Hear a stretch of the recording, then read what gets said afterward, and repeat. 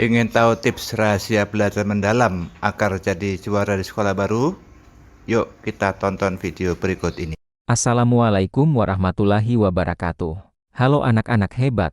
Selamat datang dan selamat bergabung di sekolah kita yang baru ini. Gimana nih perasaannya jadi siswa SMP? Pasti seru, deg-degan, dan penuh semangat, kan? Bapak senang sekali bisa bertemu dengan kalian semua. Wajah-wajah cerdas penerus bangsa. Sebelum kita mulai petualangan seru hari ini, yuk kita tundukkan kepala sejenak, berdoa bersama menurut agama dan kepercayaan masing-masing. Semoga apa yang kita pelajari hari ini membawa berkah dan manfaat. Berdoa dimulai. Selesai. Terima kasih. Nah, sekarang kalian sudah resmi jadi anak SMP. Keren. Tapi, jadi anak SMP itu beda loh sama waktu di SD. Dulu mungkin pelajarannya lebih sedikit. Sekarang pelajarannya lebih banyak. Gurunya ganti-ganti setiap mata pelajaran, dan teman-temannya juga baru semua. Ini adalah fase transisi, sebuah lompatan besar dalam perjalanan pendidikan kalian. Tantangannya pasti ada, tapi peluang untuk berkembang juga jauh lebih besar. Disinilah kita akan mulai berkenalan dengan sebuah konsep baru yang seru, namanya belajar mendalam. Apa itu? Gampangnya gini, kita tidak lagi sekadar menghafal tanggal, nama, atau rumus. Kita akan belajar untuk benar-benar paham kenapa sesuatu itu terjadi, bagaimana sebuah konsep bekerja, dan apa hubungannya dengan kehidupan kita sehari-hari. Jadi, bukan cuma apa, tapi juga kenapa dan bagaimana. Kalau kita sudah paham konsepnya, mau soalnya dibolak-balik seperti apapun, kita pasti bisa mengerjakannya. Siap untuk belajar mendalam bersama? Oke, kita mulai dari yang paling dasar dulu. Sebenarnya, apa sih belajar itu? Apakah cuma duduk diam, dengerin guru, terus ngerjain PR?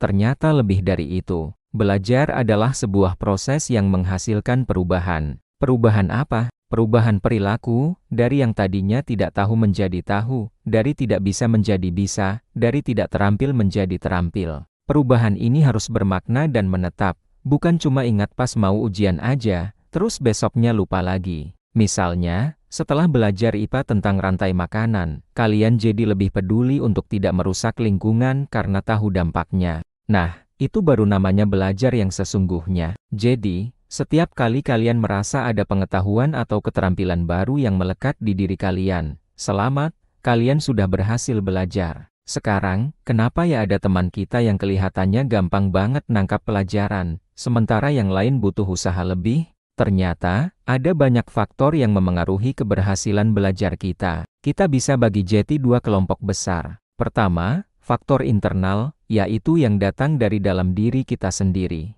Contohnya, kondisi fisik, kalau kita kurang tidur, belum sarapan, atau lagi nggak enak badan, pasti susah kan buat fokus. Makanya, menjaga kesehatan itu penting banget. Selain fisik, ada juga yang namanya motivasi. Ini adalah dorongan atau semangat dari dalam untuk mencapai sesuatu. Kalau kalian punya cita-cita atau tujuan yang jelas, misalnya ingin jadi dokter atau programmer, motivasi belajar kalian pasti akan lebih kuat. Kalian belajar bukan karena disuruh, tapi karena kalian tahu itu adalah jalan untuk meraih mimpi kalian. Kedua, ada faktor eksternal, yaitu yang berasal dari luar diri kita.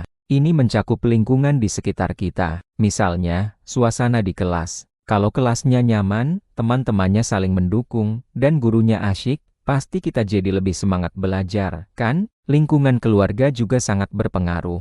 Dukungan dari orang tua, suasana rumah yang tenang untuk belajar, itu semua membantu. Termasuk juga fasilitas belajar, seperti buku-buku yang lengkap atau akses internet untuk mencari informasi tambahan. Jadi, keberhasilan belajar itu adalah hasil kerja sama antara kesiapan diri kita sendiri dan dukungan dari lingkungan sekitar. Nah, karena sekarang sebagian besar waktu belajar kalian ada di sekolah, gimana sih cara efektif untuk menyerap ilmu sebanyak-banyaknya di sini? Kuncinya satu, jadilah siswa yang aktif, jangan pasif. Pertama, jangan pernah malu untuk bertanya. Kalau ada penjelasan guru yang kalian gak ngerti, langsung angkat tangan dan tanya. Ingat, tidak ada pertanyaan yang bodoh. Justru dengan bertanya, itu menunjukkan kalau kalian sedang berpikir dan berusaha untuk paham. Bertanya juga membantu teman-teman lain yang mungkin punya pertanyaan yang sama tapi malu untuk bertanya. Kedua, Coba deh buat catatan dengan metode mind mapping atau peta konsep. Daripada mencatat lurus ke bawah seperti biasa, mind mapping ini lebih seru. Tulis topik utamanya di tengah, lalu tarik cabang-cabang untuk poin-poin penting, lalu cabang lagi untuk detailnya. Gunakan warna-warni, gambar, atau simbol. Cara ini membantu otak kita untuk melihat gambaran besar dan hubungan antar konsep dengan lebih mudah. Catatan jadi nggak ngebosenin dan lebih gampang diingat. Ketiga, manfaatkan waktu untuk berdiskusi dengan teman. Setelah guru menjelaskan, coba deh ngobrol sama teman sebangku atau bentuk kelompok kecil.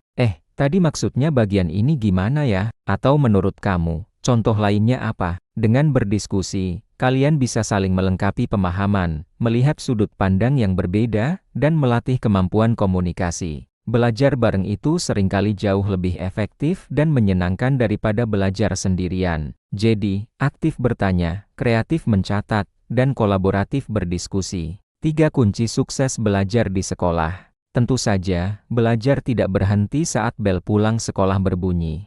Justru, proses penguatan pemahaman terjadi saat kita mengulang pelajaran di rumah. Tapi, gimana caranya biar belajar di rumah itu efektif dan nggak jadi beban? Pertama, buatlah jadwal belajar yang rutin. Nggak perlu lama-lama, kok. Mungkin cukup 30-60 menit setiap hari, tapi yang penting konsisten. Tentukan jam berapa kalian akan belajar setiap harinya dan patuhi jadwal itu. Dengan begitu, tubuh dan pikiran kita akan terbiasa. Misalnya, setiap hari setelah sholat maghrib atau jam 7 malam adalah waktu fokus untuk mengulang pelajaran. Kedua, cobalah teknik Pomodoro. Udah pernah dengar? Ini teknik manajemen waktu yang simpel tapi ampuh. Caranya, atur timer selama 25 menit, dan fokus penuh belajar tanpa ada gangguan sama sekali. Jauhkan HP, matikan notifikasi. Setelah 25 menit, ambil istirahat singkat selama 5 menit. Boleh stretching, minum, atau lihat pemandangan keluar jendela. Setelah 4 sesi Pomodoro, ambil istirahat yang lebih panjang, sekitar 15-30 menit. Teknik ini membantu menjaga konsentrasi tetap tinggi dan mencegah kita dari kelelahan otak.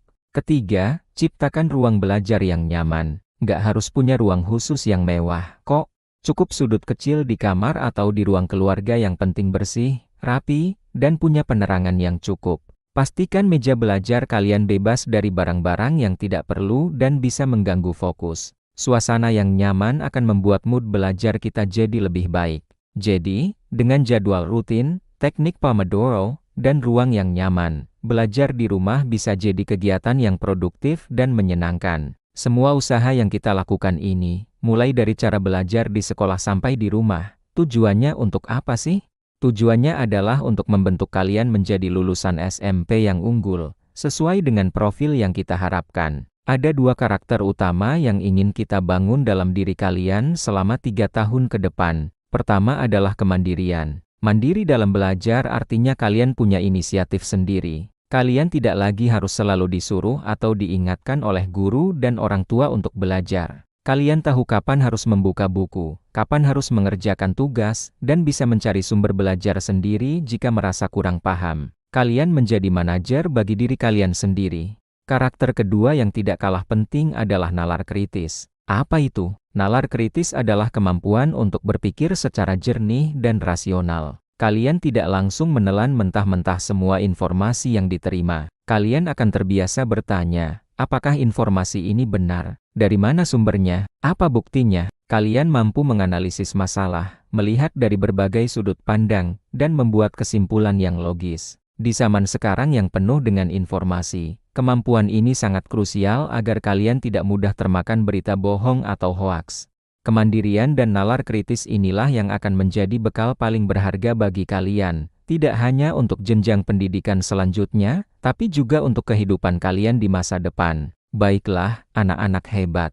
Kita sudah membahas banyak hal hari ini. Mulai dari perubahan besar dari SD ke SMP, konsep belajar mendalam, faktor-faktor yang memengaruhi belajar, sampai tips dan trik konkret cara belajar efektif baik di sekolah maupun di rumah. Ingat, perpindahan ke jenjang SMP ini adalah sebuah proses adaptasi.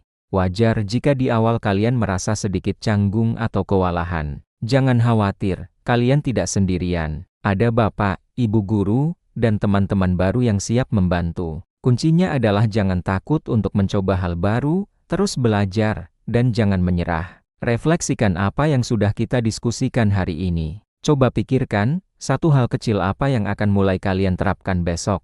Mungkin mulai mencoba bertanya di kelas, atau membuat jadwal belajar di rumah. Mulailah dari langkah kecil, yang penting konsisten. Terima kasih banyak atas perhatian dan partisipasi aktif kalian semua hari ini. Semoga apa yang kita pelajari menjadi ilmu yang bermanfaat dan menjadi langkah awal yang baik untuk perjalanan sukses kalian di SMP ini. Mari kita tutup kegiatan kita dengan berdoa bersama, mengucap syukur atas ilmu yang telah kita dapatkan. Berdoa menurut agama dan kepercayaan masing-masing, dimulai. Selesai, tetap semangat, terus belajar, dan jadilah versi terbaik dari diri kalian. Sampai jumpa di lain kesempatan. Wassalamualaikum warahmatullahi wabarakatuh.